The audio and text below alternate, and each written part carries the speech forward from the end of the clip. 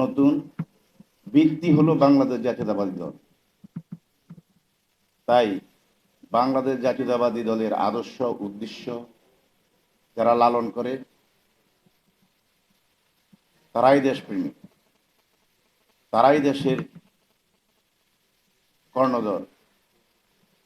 তৃণমূল থেকে শুরু করে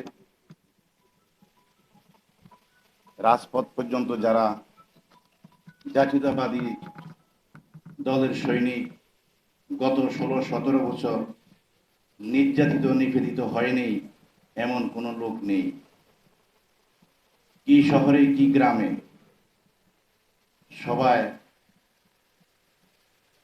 আমরা সবাই এক বিশাল কারাগারে বসবাস করেছি, নির্যাতিত হয়েছি।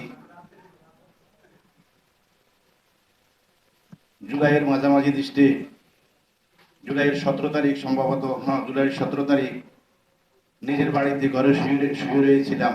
রাতের 1টা বাজে বাড়ির চতুর্দিক দিয়ে পুলিশ ঘেরাও করে এমন ভাবে গ্রেফতার করে এনেছে, মনে হয় যেন আমি পিচ্চি হামদান বা কারা জাহাঙ্গীর, তার থেকেও ভয়ঙ্কর। বারবার ওসি সাহেবকে রিকোয়েস্ট করে জানতে চেয়েছিলাম এই গ্রেফতারের আমার অপরাধ কি। শেষ ওসি সাহেব একটাই বলছে, চেয়ারম্যান সাহেব, অপরাধ আপনার একটাই, আপনি বিএনপি করেন, এছাড়া অন্য কোনো অপরাধ আমি বলতে পারবো না। যাক, আমাদের ভাগ্য ভালো, বাংলাদেশের ভাগ্য ভালো। খুব নির্যাতিত নিপীড়িত হওয়ার পরেও বুকের তাজা রক্ত ঢেলে দিয়ে যে বীর সন্তানরা আমাদেরকে এই নতুন বাংলাদেশ স্বাধীন করে দিয়েছে, তাদের বদলতে আমরা জেল থেকে বের হতে পেরেছি। তা না হয় আজও মনে হয় আমরা জেলেই থাকতাম। তাই সম্মানিত উপস্থিতি, দেশ দ্বিতীয়বার স্বাধীন হয়েছে ঠিক, স্বৈরাচার মুক্ত কিন্তু এখনো হয় নাই। আমাদের আশেপাশে অতীতে যারা ছিল এখনো তারাই আছে। হয়তো আগে উচ্চ সুরে কথা বলতো, এখন নিচু সুরে বলে। সুযোগের অপেক্ষায় আছে তারা, কিন্তু আবার সুযোগ পেলে আমাদেরকে প্রতিশোধ নেওয়ার জন্য রাস্তায় নেমে যাবে।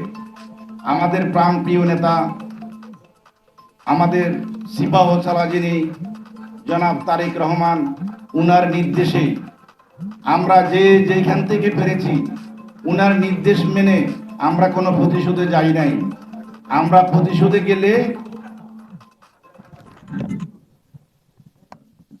প্রতিশোধে গেলে দেশের চিত্র হয়তো এরকম থাকতো না। আমরা আমার নেতার আদর্শ মেনেই আমরা অতীতের সকল লাঞ্ছনা বঞ্চনা সহ্য করে আমরা সুদিনের অপেক্ষায় আছি। সুদিন আমাদের সামনে, এখনো আমাদের অনুকূলে কিছুই নাই। এখন যে তত্ত্বাবধায়ক সরকার দেশ চালাচ্ছেন, ওনারা কবে কখন কিভাবে নির্বাচন দিবেন আজও ওনারা এটার কোনো রোড ম্যাপ তৈরি করেন নাই। তাই বলা যায় না আর কতদিন আমরা অপেক্ষায় থাকতে হবে।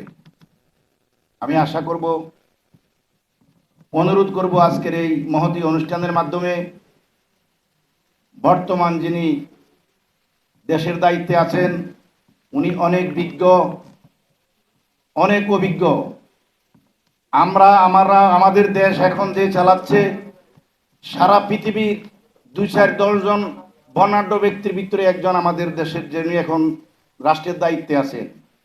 আমাদের দেশটা আমরা একদিকে গর্ববোধ করি, আমাদের দেশ কোনো চাওয়ালা দেশ পরিচালনা করে না, আমাদের দেশ পরিচালনা করে একজন নোবেল বিজয়ী। তাই উনার বুদ্ধিমত্তা দিয়েই উনার সহযোগী উপদেষ্টাদেরকে সাথে পরামর্শ করে যত সম্ভব যত তাড়াতাড়ি পারে দেশের নির্বাচন দিবে। নির্বাচনী প্রক্রিয়ায় দেশে সরকার গঠন হবে, সেই সরকারের মাধ্যমে আগামীর ভবিষ্যৎ, আগামীর বাংলাদেশ নিজের পায়ে দাঁড়াবে, এই আশা ব্যক্ত করে আমি আমার বক্তব্য শেষ করলাম। ধন্যবাদ সবাইকে। আসসালাম।